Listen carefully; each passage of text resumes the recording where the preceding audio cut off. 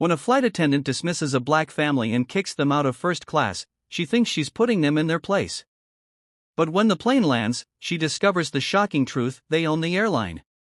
What happens next will leave her questioning everything. Rebecca Collins had been working as a flight attendant for nearly 15 years. She had seen it all: grumpy passengers, last-minute requests, and delayed flights. She prided herself on keeping her composure no matter how hectic the day got. Her reputation in the airline industry was one of professionalism.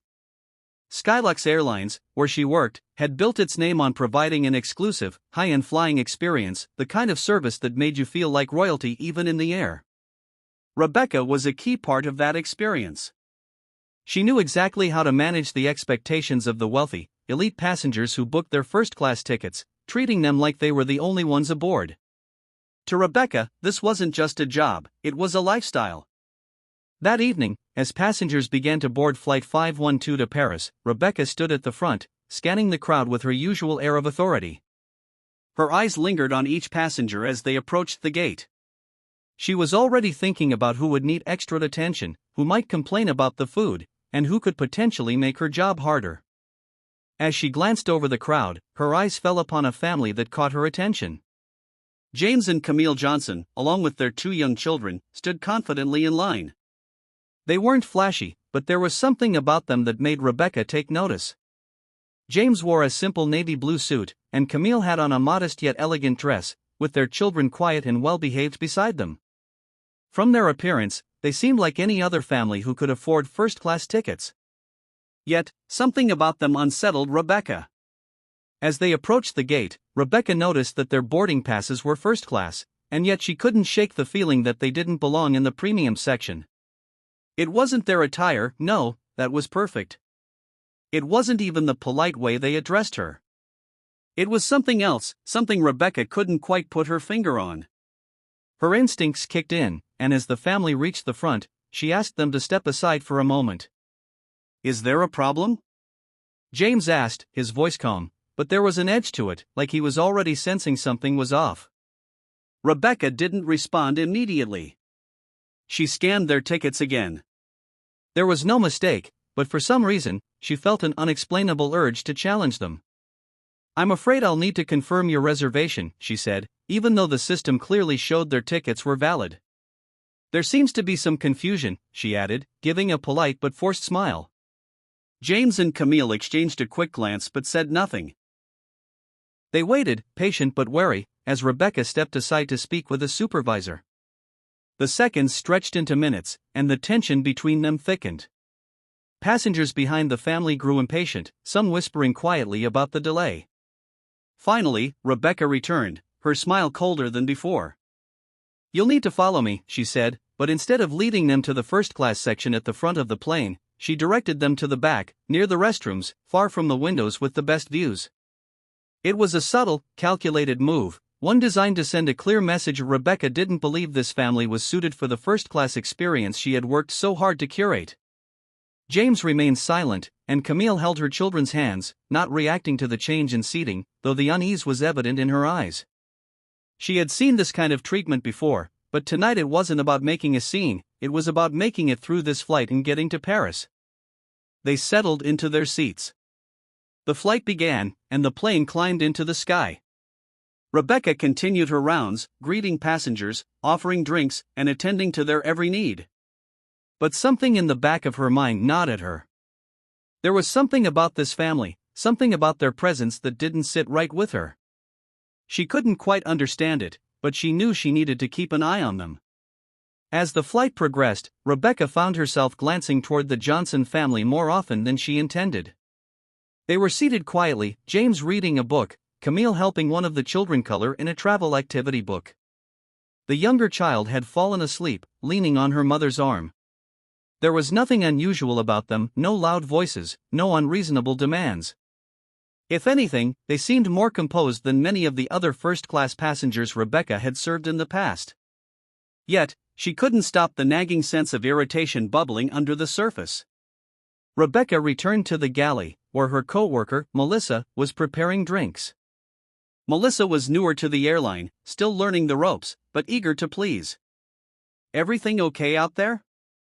Melissa asked as she placed a tray of champagne flutes on the counter. Rebecca hesitated for a moment, then decided to confide in her. "You saw that family in the last row of first class, right?" she asked, lowering her voice. Melissa glanced toward the section and nodded. "Yeah, they seem nice." "What about them?" Rebecca leaned in, her tone sharper now. "Doesn't it feel off? I mean, first class isn't cheap, and they're just, well, you know." She didn't finish her sentence, but her implication was clear. Melissa frowned slightly, unsure how to respond. "They have valid tickets, don't they?" she asked cautiously. Rebecca rolled her eyes. "Of course, but that doesn't mean anything these days.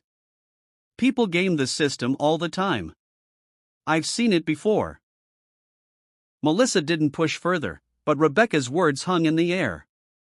Rebecca continued to stew, her irritation growing. She felt justified in her actions earlier at the boarding gate, convinced that her instincts about the family were correct. She started keeping a closer watch on them, looking for any sign of behavior that might confirm her suspicions. Meanwhile, James and Camille could sense the subtle tension around them.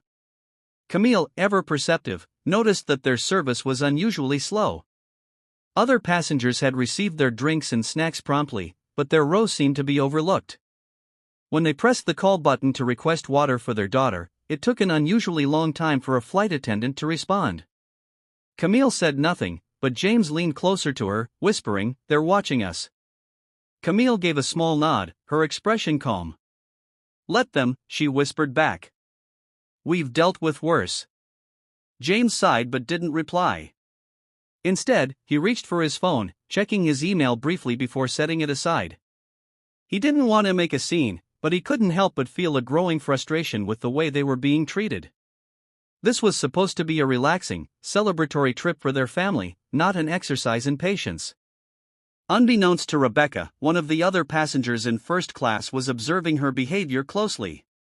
A middle-aged man in a sharp suit seated a few rows ahead of the Johnsons had noticed the delays in their service and the barely concealed annoyance in Rebecca's demeanor whenever she passed their row.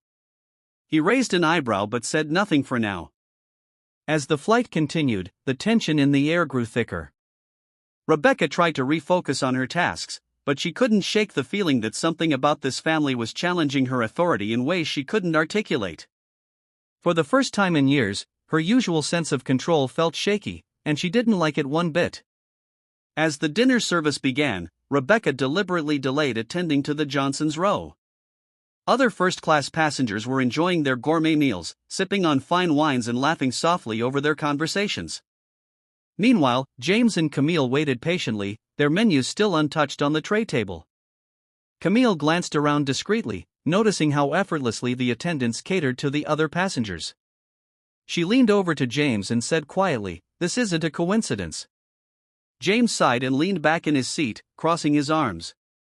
"I know," he muttered, his voice carrying a measured calm, but the frustration was evident in his eyes. "But let's not give her the satisfaction of seeing us upset." At last, Rebecca approached their row, her expression neutral but her body language stiff. "I apologize for the delay," she said curtly, setting their menus down with a sharpness that was subtle but noticeable. "We've had a bit of a backlog in the galley. Can I take your order now?" Camille smiled politely but didn't miss a beat. "Yes, of course," she said, her tone unwavering.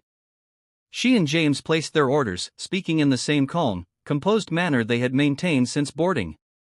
Rebecca jotted down their choices quickly and left without the usual warmth she reserved for other passengers. As the meal service dragged on, Rebecca's behavior didn't go unnoticed. The man in the sharp suit, now quietly sipping his whiskey, continued to observe the Johnsons and the lackluster service they were receiving.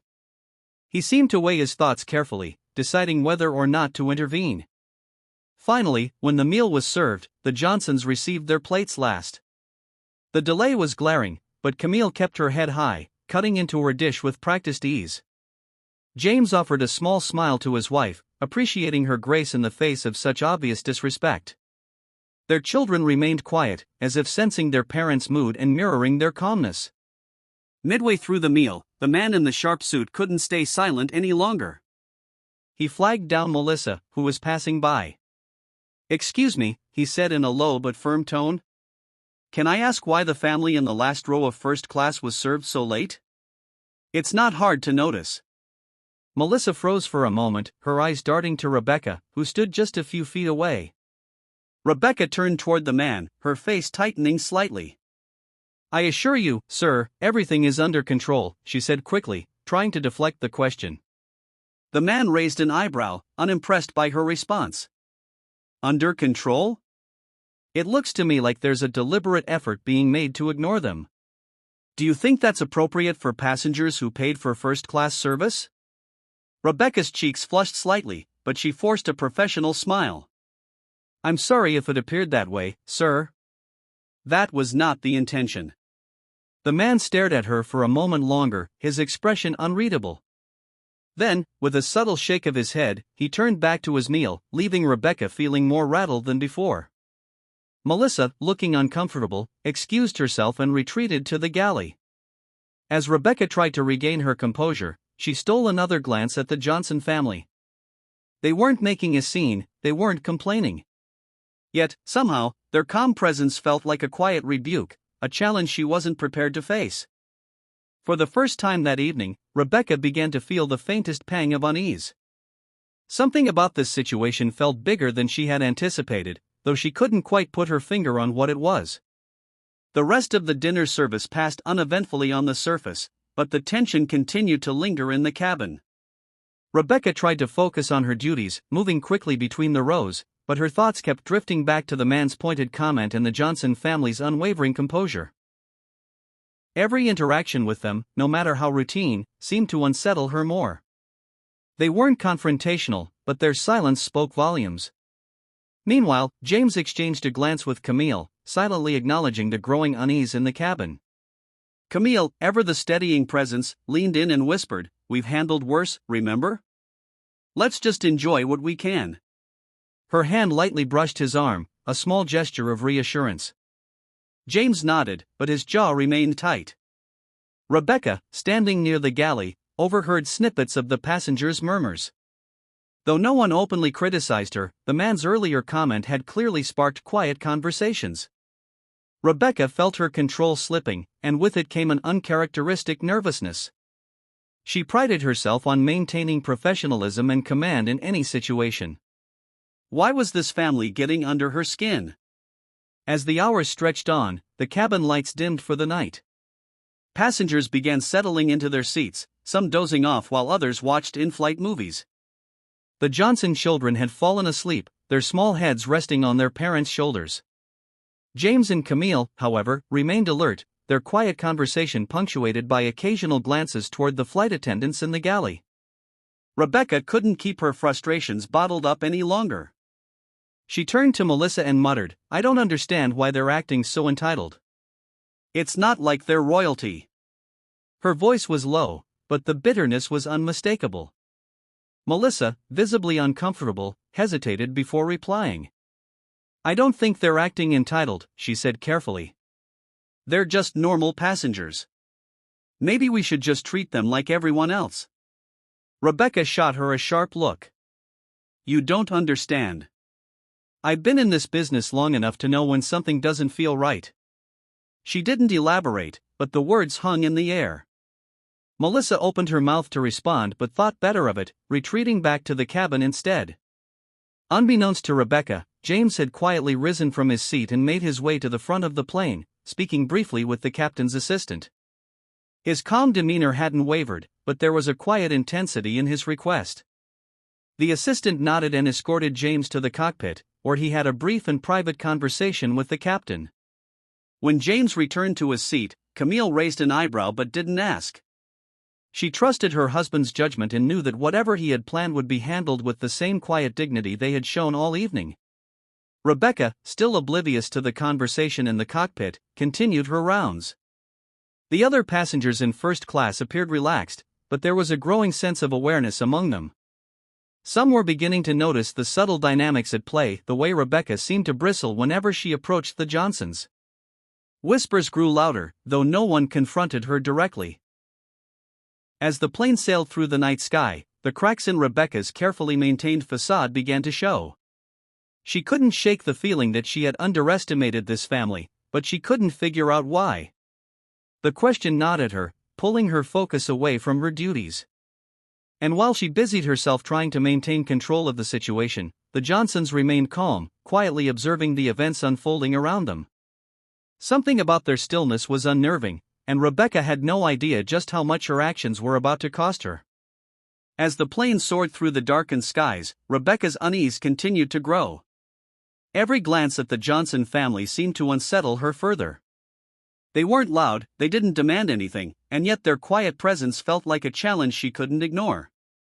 Meanwhile, the cabin remained calm, most passengers either sleeping or quietly watching movies. It should have been a routine flight, but Rebecca could feel an invisible weight pressing down on her.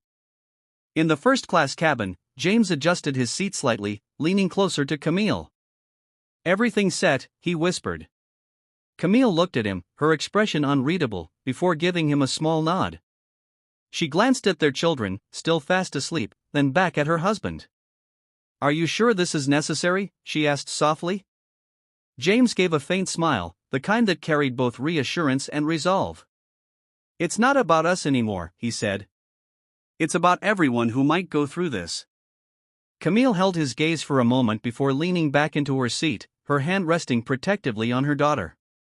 Meanwhile, in the galley, Rebecca found herself unable to shake a nagging sense of something she couldn't quite name.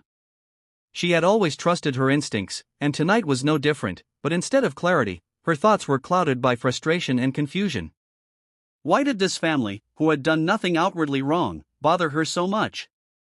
She convinced herself it was simply because they were challenging her authority in subtle ways.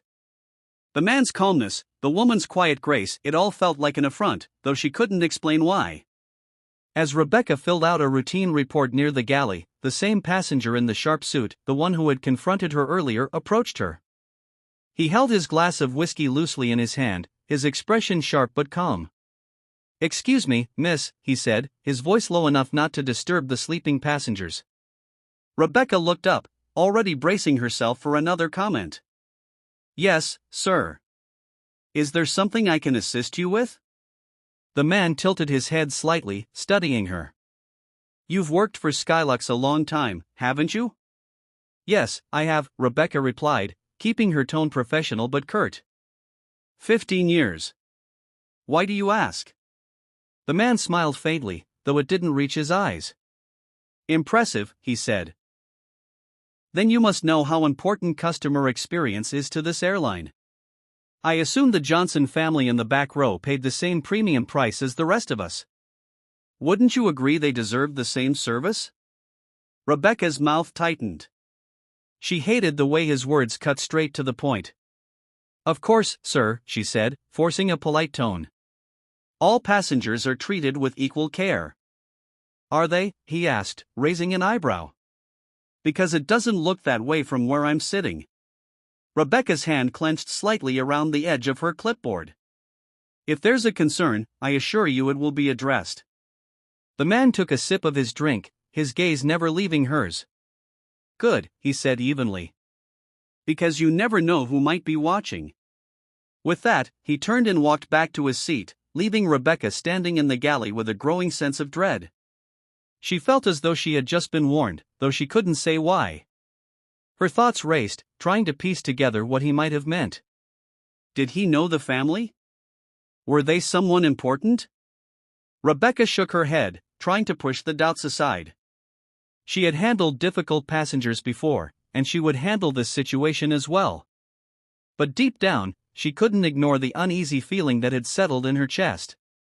Something about this flight was different, and she was starting to realize that she might not be the one in control after all. The hours dragged on, and Rebecca's nerves began to fray. Every time she looked at the Johnson family, they seemed so calm, so unbothered by the thinly veiled hostility she had shown. Their composure only added to her unease, making her feel as if they knew something she didn't. Her mind replayed the man's cryptic remark in the galley, "You never know who might be watching." What had he meant? And why had he directed that comment toward her? As the plane began its gradual descent toward Paris, Rebecca tried to focus on the tasks at hand, collecting trash, assisting passengers, preparing for landing, and ensuring the cabin was secure. But no matter how hard she tried to distract herself, her gaze kept drifting to the last row of first class. James and Camille had woken their children, who were now quietly staring out the window, captivated by the city lights far below. Camille was adjusting her daughter's blanket while James checked something on his phone, his expression as calm and measured as ever. In the back of her mind, Rebecca couldn't shake the feeling that something big was coming. It wasn't just the Johnsons' quiet presence, it was the way some of the other passengers had started glancing their way, whispering amongst themselves.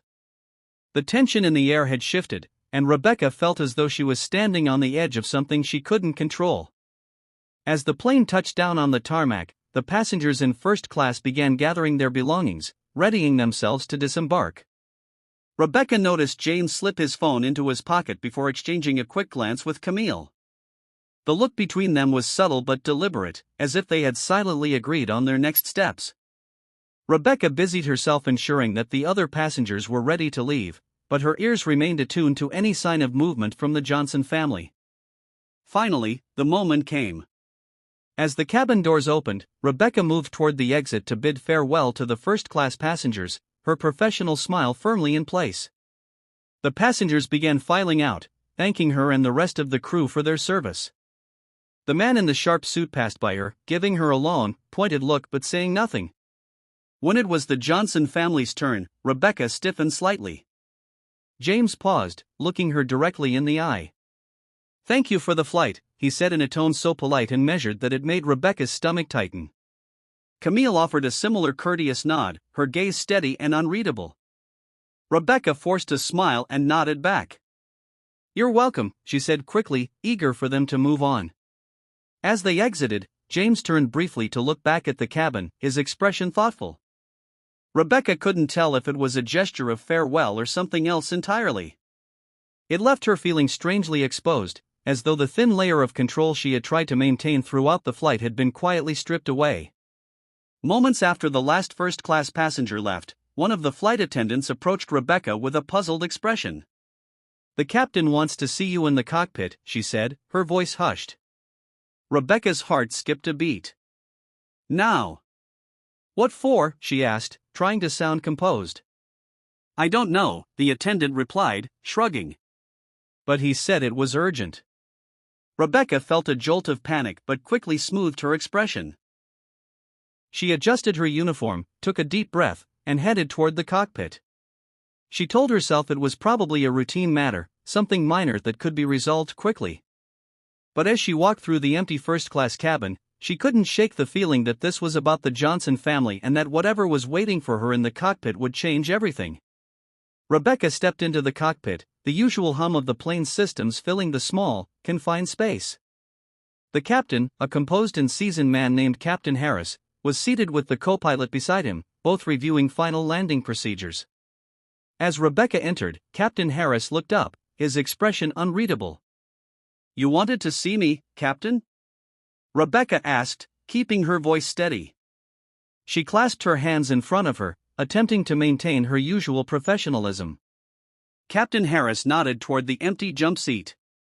"Take a seat, Rebecca." Her heart thudded as she sat, glancing nervously between the two men. "Is something wrong?" The captain exhaled deeply, folding his hands on the console in front of him. "Rebecca, we've received a message from corporate," he began, his voice calm but firm. "It concerns the passengers in row 1G and 1H." Rebecca's stomach dropped. She didn't respond immediately, her mind racing. What message? Why now? She thought she had handled the situation discreetly, or so she thought. "The Johnson family," Captain Harris clarified, watching her reaction closely. "They're not just passengers, Rebecca. They're owners." Rebecca blinked, her mind struggling to process his words. "Owners," she repeated, her voice barely above a whisper. "Yes," Harris said, his tone sharpening slightly. "James and Camille Johnson are the majority stakeholders in Skylux Airlines. They recently acquired the company as part of their broader investment portfolio. This flight was one of their first incognito evaluations of staff performance, and from the reports I've been receiving, their experience wasn't exactly up to standard." Rebecca's breath caught, her thoughts spiraling as the weight of his words hit her. "Owners. The very family she had subtly discriminated against throughout the flight didn't just buy tickets, they owned the airline. A cold sweat broke out on her brow as she pieced together the implications of her actions. Every delay, every slight, every dismissive glance, it had all been noticed, not just by the Johnsons but likely by the other passengers as well. "Captain," Rebecca started, her voice shaky. "I wasn't aware." "That's the problem," Harris interrupted, his tone cutting. "You weren't aware because you didn't bother to treat them with the same respect you showed other passengers. And now, I'm afraid this situation is out of my hands. The Johnsons have requested a meeting with you before leaving the airport." Rebecca's hands gripped the armrests of the seat, her knuckles white. "A meeting?" she asked, her voice cracking. "Captain, surely." "It's not up for debate," Harris said firmly. "This is a corporate directive. I'd suggest you prepare yourself to explain your behavior." Rebecca sat frozen, her mind reeling. A meeting with the owners, people she had disrespected, judged, and dismissed without a second thought. The very foundation of her confidence, her authority, felt like it was crumbling beneath her. She opened her mouth to protest but quickly realized there was no point. She wasn't in control anymore. Captain Harris stood, signaling that their conversation was over. "They're waiting in the VIP lounge," he said. "I'll escort you there personally. Let's get this over with." Rebecca rose slowly, her legs trembling beneath her as she followed Harris out of the cockpit. The reality of the situation fully sank in. This wasn't just a reprimand, this was the kind of moment that could end her career. And she had no one to blame but herself. Rebecca followed Captain Harris down the jet bridge, her heart pounding with every step. The fluorescent lights above seemed harsher than usual, casting stark shadows that mirrored the dread pooling in her chest. She struggled to retain her composure, but the whispers of the cabin crew, who had clearly caught wind of the situation, only deepened her discomfort. As they approached the VIP lounge, the glass door slid open with a soft hiss. Rebecca's eyes immediately landed on James and Camille Johnson, seated in the plush armchairs of the private space. James was relaxed, his legs crossed, one arm draped casually over the chair. Camille sat upright, her posture graceful but commanding, her expression unreadable. Their children were absent, likely being attended to elsewhere, leaving the couple fully focused on what was about to unfold. Captain Harris gestured for Rebecca to step inside, but the weight of the moment kept her frozen in place for a second too long. "Go ahead," he said firmly, his tone leaving no room for hesitation. Rebecca finally stepped forward, her polished heels clicking against the marble floor.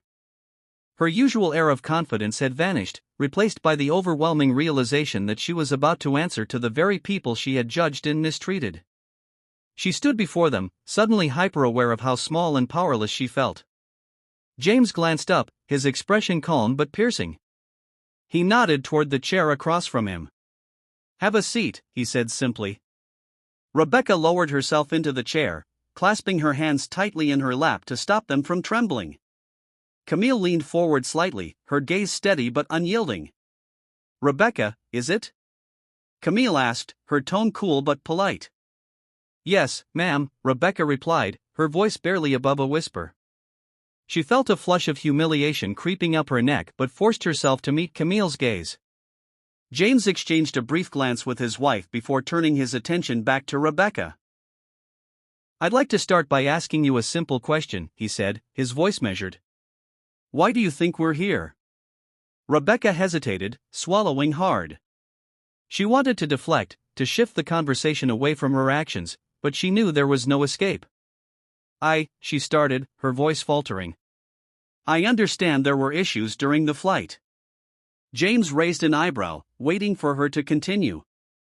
Rebecca fidgeted with the hem of her blazer. "I may have mishandled aspects of your service," she admitted, each word feeling like it was dragged from her throat. "Mishandled?" Camille repeated, her tone laced with incredulity. She exchanged another look with James, who exhaled deeply before leaning forward. "Rebecca," he said, his voice soft but firm, "this isn't about a delayed drink order or a less than ideal seat assignment. This is about respect, or in this case, the lack of it. Throughout that entire flight, you treated us as though we didn't belong. Am I wrong?" Rebecca opened her mouth to deny it but stopped herself. There was no point in lying. They had seen through her actions, just as she had feared. "No, sir," she admitted quietly. "You're not wrong." Camille tilted her head slightly, her expression shifting from stern to something resembling disappointment. "Do you know how many times we've encountered this kind of treatment?" she asked, her voice calm but cutting. "We've worked hard to build a life where we don't have to justify our presence. But people like you still make us feel as though we're trespassing. Why is that?" Rebecca's throat tightened, and she couldn't muster a response. Camille's words cut deeper than she expected, forcing her to confront the unspoken biases she had buried beneath years of polished professionalism. James leaned back, his gaze unwavering. "This isn't just about us," he said. "It's about every passenger who's been made to feel less than because of someone else's prejudice. As owners, we have a responsibility to ensure that this kind of behavior doesn't exist on our airline. And after today, I'm not sure you belong here." Rebecca's eyes widened, panic flooding her chest. "Mr. Johnson, please," she stammered. "This was a mistake, a lapse in judgment. I've been with Skylux for 15 years. I'm good at my job. I can learn from this." James studied her for a long moment, his expression unreadable. Camille, however, was less reserved. "You've been here for 15 years, she said, her voice sharp. "But what have you learned in that time? Clearly not how to treat people with respect." Rebecca's heart sank further. The silence that followed was deafening, and she realized that no carefully chosen words or excuses would undo the damage she had caused. The control she had so carefully cultivated during the flight was gone, replaced by an unshakable truth. She had misjudged them, and now she was facing the consequences. James finally broke the silence. "We'll take this matter to corporate," he said calmly. "Your actions today will be reviewed, and a decision will be made about your future with Skylux. But understand this, your behavior is unacceptable, and it reflects poorly not just on you but on the entire company. That's something we can't ignore." Rebecca nodded, her hands trembling in her lap. She wanted to plead further, to defend herself, but she knew it would only make things worse. Instead, she sat in silence, the weight of their words sinking in as the reality of her actions settled over her like a heavy fog. As Rebecca sat frozen in her chair, the gravity of the situation bore down on her. The Johnsons' words echoed in her mind, dismantling the fragile justifications she had clung to throughout the flight. She felt exposed, as though every unspoken thought, every subtle bias she had acted on, was laid bare for the world to see. For the first time in her 15 years with Skylux, she felt genuinely powerless. James leaned forward again, his calm demeanor unshaken. "Rebecca," he said, his voice carrying a weight that made her flinch slightly. "We're not here to humiliate you. This isn't about revenge or making a spectacle of what happened. This is about accountability." Rebecca nodded stiffly, unsure if she should respond. Her throat felt dry, and her thoughts scrambled for anything that could salvage her position. She started, her voice cracking. She cleared her throat and tried again. "I understand that my actions were inappropriate, and I'm deeply sorry for how I treated you and your family." Camille's gaze remained steady, her expression unreadable. "Sorry isn't enough, Rebecca," she said firmly. "Apologies don't undo the harm caused. What matters is what you choose to do moving forward. Words are easy, change isn't." Rebecca swallowed hard, her fingers tightening around the hem of her blazer. She wanted to protest, to insist that she wasn't the person they thought she was, but deep down, she knew there was truth in Camille's words. She had let her biases dictate her actions, and now she was paying the price. James leaned back slightly, his tone softening but still firm. "Here's what's going to happen. Camille and I will be reporting this incident to corporate, and they will decide the next steps. Whether or not you stay with this airline is out of our hands. But know this, your behavior tonight has set a standard we can't ignore." Rebecca nodded mutely, feeling a hollow ache in her chest. She had spent her career climbing the ranks, priding herself on her professionalism, only to have it unravel in a single flight. Her silence stretched on, but the Johnsons didn't fill it. They simply waited, their calm, composed presence amplifying the weight of her guilt. Finally, Camille stood, adjusting her coat with a quiet elegance that only deepened Rebecca's shame. "We've said what we needed to," Camille said, her voice cool but resolute. "What happens next is up to you, Rebecca. Think carefully about how you carry this forward." James stood as well, extending his hand toward Rebecca. She hesitated for a moment before shaking it, his grip firm but measured. "Good luck," he said simply, his tone devoid of malice but filled with finality. As the Johnsons walked out of the lounge, Rebecca sat motionless, her mind a storm of regret and self-recrimination. The echoes of their footsteps faded, leaving her alone with her thoughts and the cold, hard truth. Her actions had brought her to this point, and there was no one to blame but herself. Captain Harris re-entered the lounge a moment later, his expression a mixture of professionalism and pity. "Rebecca," he said evenly, "corporate will contact you in the morning. For now, I suggest you take the rest of the week to reflect on this." Rebecca nodded silently, rising to her feet. As she left the lounge, the reality of the situation hit her with full force. Her career, her reputation, everything she had worked for was now on the line, and it was all because she had let her prejudices dictate her actions. The pristine world she had built for herself suddenly felt fragile, teetering on the edge of collapse. Rebecca walked through the bustling airport terminal, her steps heavy and unsteady. The usual buzz of travelers, families reuniting, professionals rushing to their gates, announcements echoing overhead felt distant, like static noise in the background of her thoughts. Her mind replayed the Johnsons' words over and over, each one cutting deeper than the last. The weight of their calm, deliberate confrontation felt heavier than any shouting match could have. She reached the employee parking lot and climbed into her car, gripping the steering wheel as if it were the only thing keeping her anchored. For a moment, she just sat there, staring blankly at the dashboard, her thoughts a chaotic mess. The Johnsons' faces, calm, composed, yet filled with quiet disappointment, floated in her mind. She wanted to be angry, to blame them for her predicament, but she couldn't. She knew that every choice she had made during that flight had led to this. The drive home was a blur, the city lights streaming past her windows like faint streaks. She barely registered the turns, her body moving on autopilot while her mind spiraled deeper into self-reflection. It wasn't just about this one incident, she realized. There had been other moments, smaller ones she had brushed aside or justified, or her actions might have been influenced by biases she had refused to acknowledge. The Johnsons had simply been the first to call her out on it so openly, forcing her to confront what she had ignored for years. When she finally pulled into her driveway, the house felt colder and emptier than usual. Rebecca sat in her car for a long moment, unable to bring herself to go inside. She knew that the quiet of her home would only amplify the storm in her head. Eventually, she gathered herself and walked inside, her heels clicking softly on the hardwood floor. She dropped her bag by the door and collapsed onto the couch, staring at the ceiling as the reality of her situation settled over her. Her phone buzzed on the coffee table, pulling her out of her daze. She hesitated before picking it up, dreading what awaited her. It was an email from Skylux's corporate office. The subject line read, "Immediate review of employee conduct, Rebecca Collins."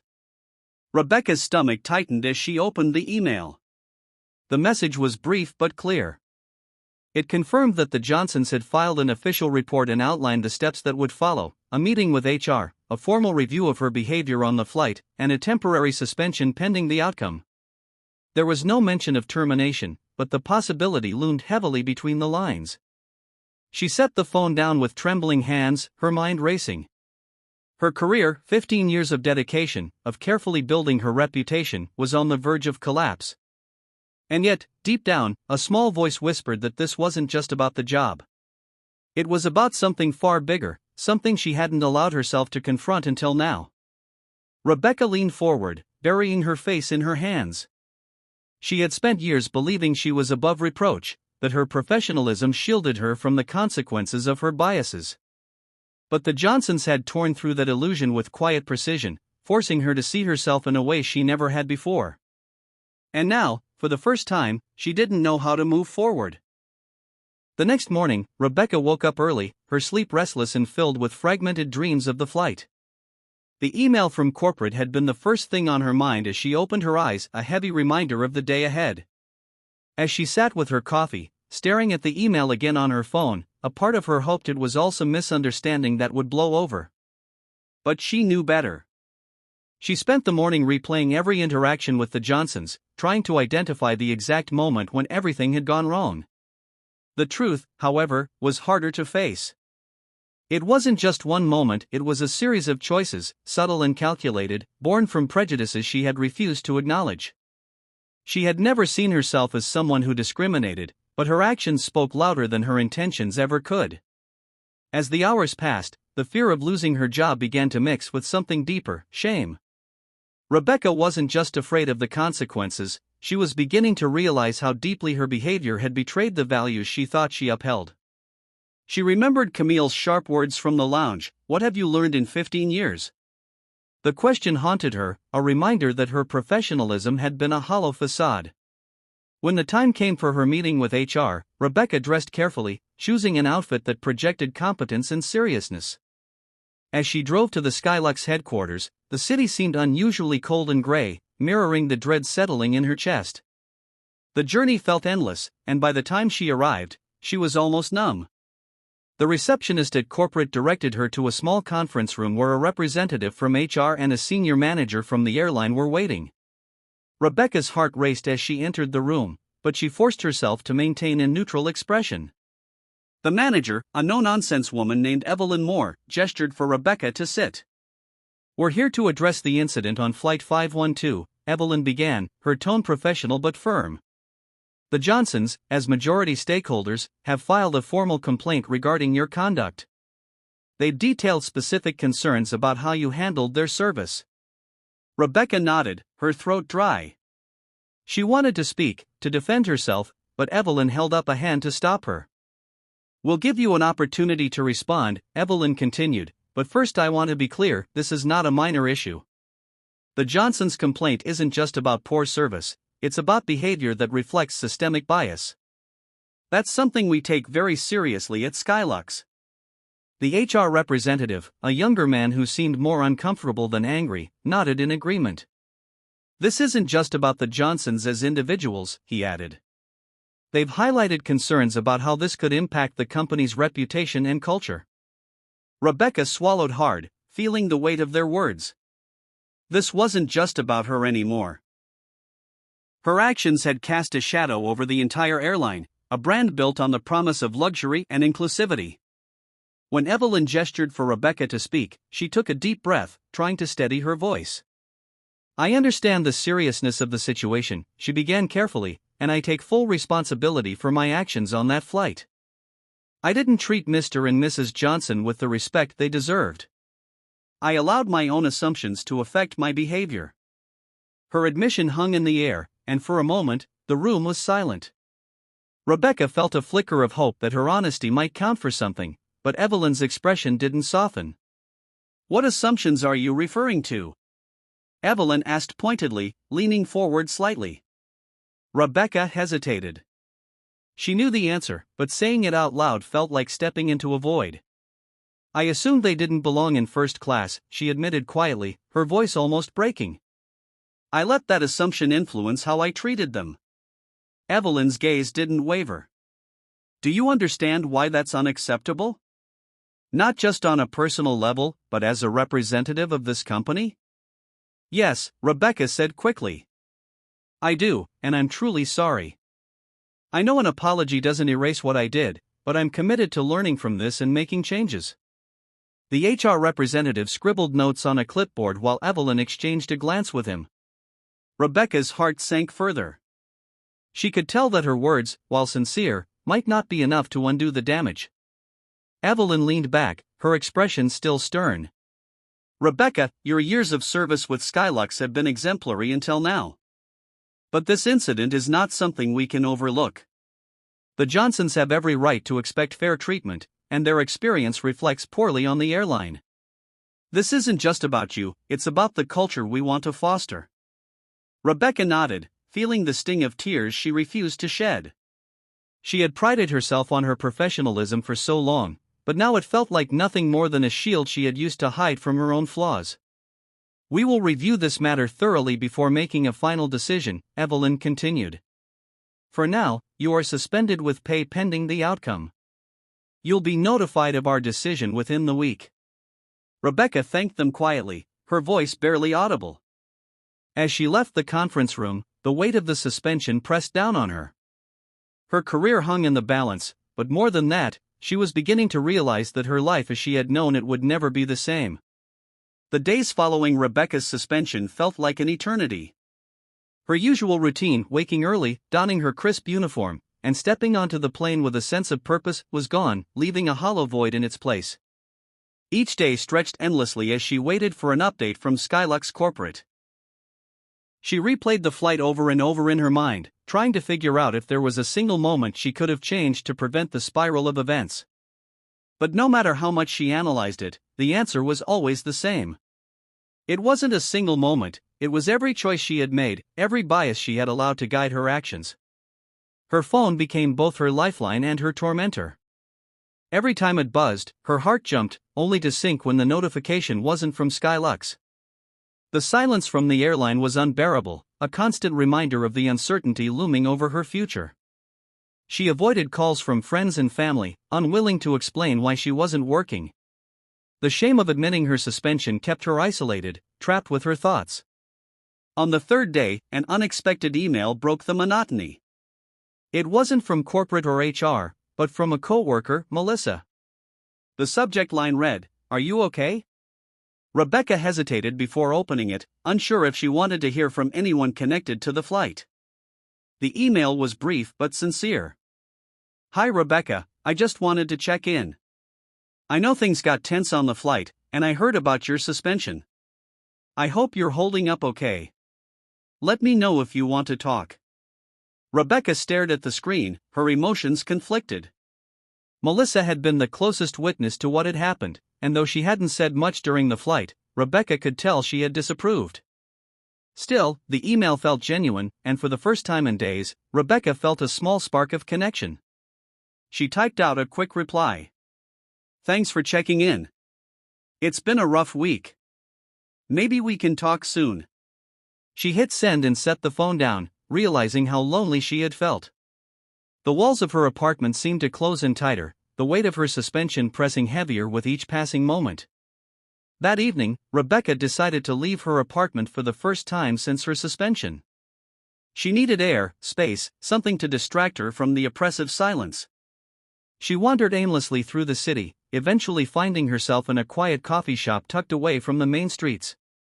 She ordered a drink and chose a seat in the corner, hoping the noise of the cafe would drown out her thoughts. As she sipped her coffee, her mind drifted back to the Johnsons. She thought about their calm, unshakable composure and the quiet strength they had displayed throughout the flight. Camille's words, sharp yet measured, still echoed in her mind, "What have you learned in 15 years?" Rebecca had no answer then, and she wasn't sure she had one now. Her gaze fell on a group of young professionals seated nearby, their laughter and easy conversation a stark contrast to her own turmoil. For a fleeting moment, she envied their carefree demeanor. But then one of their comments caught her attention. "I read about the Skylux thing," a woman said, leaning forward conspiratorially. "The owners were on a flight, and the crew totally screwed up. Can you imagine?" Rebecca froze, her coffee cup halfway to her lips. Another person chimed in, "Yeah, I saw something about it online. Apparently, the owners are this super successful black couple, and the staff didn't know who they were. Pretty embarrassing for the airline." The woman shook her head, laughing softly. "Talk about karma. You can't treat people like that and expect it not to bite you." Rebecca felt her stomach twist. She hadn't realized how far the story had spread. Hearing it from strangers only made it more real, more inescapable. She set her cup down, her appetite for coffee gone, and stared at the table, her thoughts churning. If people were already talking about the incident, what would happen if she lost her job? Would her name become part of the narrative? The idea of being publicly associated with this mistake sent a fresh wave of anxiety through her. Rebecca left the coffee shop in a daze, the conversation playing on repeat in her mind. She realized she wasn't just fighting for her career anymore, she was fighting to preserve the The following morning, Rebecca awoke to an email from Skylux Corporate. Her breath hitched as she opened it, scanning the message quickly. The subject line read, "Decision regarding suspension, Rebecca Collins." Her stomach churned as she read the first few lines. Dear Miss Collins, following a thorough review of the incident on Flight 512 in consultation with the airline's leadership team, including our stakeholders, we have reached a decision regarding your employment with Skylux Airlines. Her eyes skimmed down, heart pounding. Then the words struck her like a blow: your employment with Skylux Airlines will be terminated effective immediately. Rebecca reread the line several times, as though the words might change if she stared at them long enough.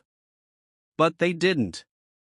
The email continued, detailing the reasons for the decision: violation of company policies regarding inclusivity, failure to uphold the airline's standards, and the potential damage to its reputation. It ended with a curt note about her severance package and instructions for returning her uniform and credentials. She dropped the phone onto the table, her hands trembling. It was done. The career she had spent 15 years building was gone in an instant. She sat in stunned silence, the enormity of it washing over her. The fear of this moment had consumed her for days, but now that it had arrived, it didn't feel real. It felt like the ground beneath her had vanished, leaving her suspended in a void. Her first instinct was to call someone, anyone. But she hesitated. Who would understand her? Her co-workers would see her as a cautionary tale, a reminder of what could happen if they crossed the line. Her family would likely be supportive, but they wouldn't grasp the full scope of what this meant to her. She didn't have many friends outside of work.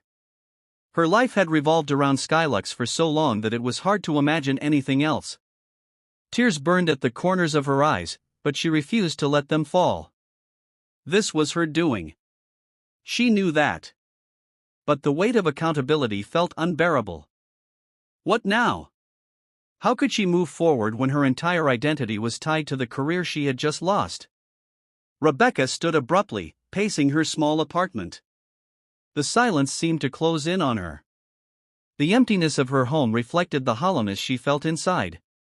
Her mind raced with questions she couldn't answer. How would she rebuild? Could she? And perhaps the hardest question of all, had she truly learned anything, or was this just another failure she would carry with her?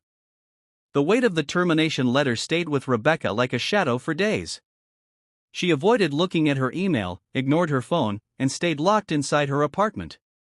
The silence wasn't comforting. It was suffocating. Yet she couldn't bring herself to face the world. It felt as though everyone knew, as though her failure was written across her face for strangers to read. On the 5th day, her doorbell rang, startling her. She hesitated before peeking through the peephole. It was Melissa. Rebecca hesitated, unsure if she wanted to see anyone. But eventually, she opened the door. Melissa gave her a tentative smile. "Hey," she said softly. "I know you've been going through a lot, so I brought you something." She held up a paper bag with the logo of a local bakery stamped on the side. "It's not much, but I figured you could use something sweet." Rebecca stepped aside, letting her in. "Thanks," she murmured, her voice hoarse from days of disuse. They sat at Rebecca's small kitchen table, the bakery bag between them. Melissa broke the silence. "I heard about the termination," she said gently. "I'm really sorry, Rebecca. I know this must be a lot to handle." Rebecca exhaled shakily, her hands fidgeting with the edge of the table. "It's not like I didn't see it coming," she said quietly. "I made my choices, and now I'm paying for them." Melissa nodded, her expression compassionate. "I get that," she said. "But you're not the only one who's ever made a mistake. You're just in a situation where it was impossible to hide from the consequences." Rebecca looked up, her eyes searching Melissa's face. "Do you think I'm a bad person?" she asked suddenly, her voice cracking. "Because of what I did?" Melissa paused, considering her words carefully. "I don't think you're a bad person, Rebecca," she said. "I think you've been carrying biases you didn't even realize you had. And when they got challenged, you acted in a way that hurt people. But recognizing that, that's the first step toward being better." Rebecca blinked, her throat tightening. What if it's too late? She whispered. What if I've ruined everything? It's not too late, Melissa said firmly. You lost your job, yes. But you didn't lose your ability to learn, to grow, to change. The question is, are you willing to do the hard work to make that happen? The words hung in the air, heavy but not crushing. For the first time since her termination, Rebecca felt a small flicker of hope. Not because the situation had magically resolved, but because she realized she still had a choice. The road ahead was uncertain and full of challenges, but perhaps it wasn't the end. Perhaps it was the beginning of something different, something better. She just didn't know what it looked like yet. Rebecca sat at the table long after Melissa had left, the bakery bag untouched beside her. The quiet advice Melissa had given echoed in her mind, challenging her to step out of the fog she had been drowning in. Are you willing to do the hard work? It was a simple question, but the answer felt monumental. Could she truly confront the person she had been and find a way forward? The idea of change terrified her. She had spent so many years building her identity as a professional, confident, composed, untouchable. The cracks in that identity were exposed so brutally by the Johnsons, leaving her unsure of who she was without it. But what terrified her more was the thought of staying the same, of letting this moment define her as the woman who failed and never tried to fix it. For the first time in days, Rebecca turned on her laptop. She stared at the blank search bar, unsure where to start. Slowly, she began typing, unconscious bias and discrimination in the workplace. The search results flooded in articles, studies, training programs, personal essays. She clicked on one, then another. Soon, she was immersed in stories of people who had recognized their own biases and worked to overcome them. Each story was different, but one common thread ran through them: change wasn't easy, but it was possible. Rebecca found herself scrolling through forums and discussion boards, reading the candid experiences of people from all walks of life. Some were grappling with their own biases, while others shared the pain of being on the receiving end of discrimination. One post, in particular, caught her attention. It was written by a woman who had faced prejudice in her career and decided to take her experience and turn it into a force for good. She had started an organization aimed at fostering inclusivity and accountability in workplaces. The words resonated deeply with Rebecca. She thought about Camille Johnson sitting across from her in the lounge, asking a question that still haunted her: what have you learned in 15 years? Rebecca realized she didn't have a good answer then, but maybe she could start finding one now. She bookmarked several articles and training resources, her fingers trembling slightly. For the first time, she considered reaching out to a professional organization for help. Something she would have scoffed at in the past. But now, the idea of learning from others felt less like a concession and more like a necessity. Rebecca wasn't naive. She knew this wasn't a quick fix. Undoing years of ingrained attitudes and behaviors would take time and effort. But the alternative, remaining the person who had failed so profoundly, was no longer acceptable. The next morning, she woke with a strange mix of dread and determination. She knew what she needed to do. She picked up her phone and stared at the number she had saved for years: her younger sister, Leah. They hadn't spoken in months, their relationship strained by Rebecca's rigid and often dismissive attitude. Leah had spent years working as a diversity and inclusion consultant, but Rebecca had never taken her work seriously. Now, it was Leah she needed to hear from. Rebecca hesitated, her thumb hovering over the call button. Would Leah even want to hear from her after all this time? But as Melissa's words replayed in her mind, "You didn't lose your ability to learn, to grow, to change," Rebecca pressed the button and held the phone to her ear. It rang twice before Leah answered, her voice cautious. "Rebecca, this is a surprise." Rebecca took a deep breath. "Hi, Leah. I know it's been a while. I need to talk to you, if you're willing to listen." There was a pause, and Rebecca braced herself for rejection. But Leah's voice softened. "I'm listening." Rebecca didn't hold back. For the first time, she let herself be vulnerable, admitting the mistakes she had made, the biases she hadn't acknowledged, and the consequences that had shattered her career. She didn't try to excuse herself or shift blame. She simply told the truth. When she finished, Leah was quiet for a moment. "Rebecca," she said finally, "it takes courage to admit what you just did. Most people don't even get to that point.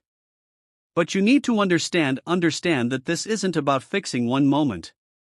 It's about unlearning years of behavior and committing to real change. That's a long road." "I know," Rebecca said, her voice steady but raw. "But I don't want to be the person I was. I don't want to keep making the same mistakes." Leah sighed, and Rebecca could almost hear the shift in her tone, the cautious hope. "If you're serious about this, I can help. But it's going to take work. Are you ready for that?" Rebecca's chest tightened, but for the first time, it wasn't fear. It was something closer to resolve. "I'm ready," she said, and for the first time in weeks, she believed it. Leah began outlining steps Rebecca could take, resources to explore, courses to enroll in, and conversations to have with herself and others. Rebecca listened intently, jotting down notes, already envisioning a different version of herself, one that wasn't defined by mistakes but by the effort to correct them. It wasn't redemption yet, but it was a start.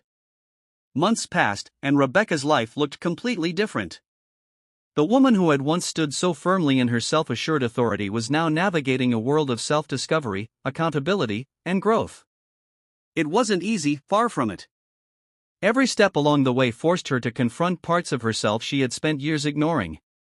But with Leah's guidance and a determination she hadn't known she possessed, Rebecca began the hard work of rebuilding herself.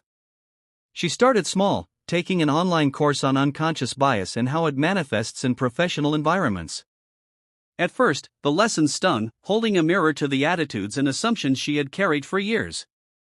But instead of retreating, Rebecca leaned in. She read articles, attended webinars, and even joined a local discussion group that focused on creating inclusive communities.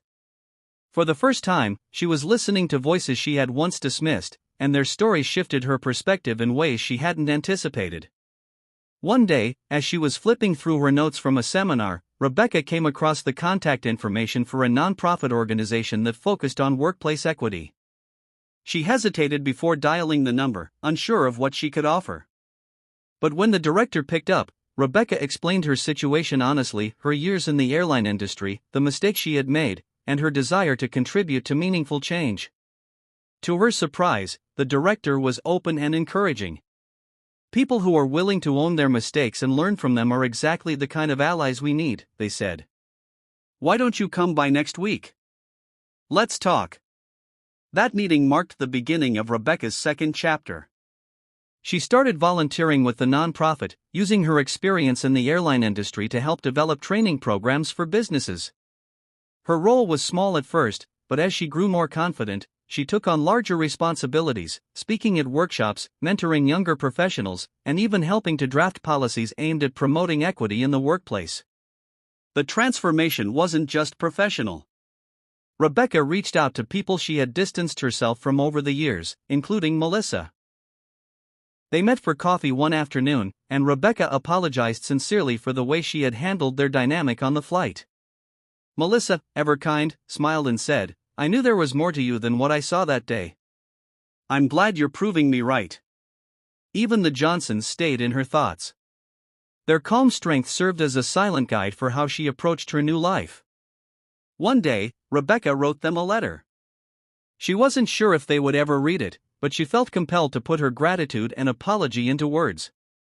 In the letter, she thanked them for forcing her to confront the parts of herself she had ignored for too long. "Your actions changed my life," she wrote, "not just by holding me accountable but by showing me that it's never too late to do better." As Rebecca mailed the letter, she felt a quiet sense of closure. She didn't know if the Johnsons would respond, but she no longer needed them to. The act of writing the letter was enough, a final step in taking responsibility and moving forward. Years later, Rebecca stood in front of a packed room at a workplace equity seminar. She was no longer the flight attendant who had let her biases dictate her actions. She was someone new, someone who had taken her failure and turned it into a foundation for growth. As she shared her story with the audience, she noticed the way they listened, not with judgment, but with hope. And as the seminar ended, Rebecca looked out over the room, realizing she had finally found her answer to Camille Johnson's question: what had she learned in 15 years? More than she ever imagined. And it was only the beginning.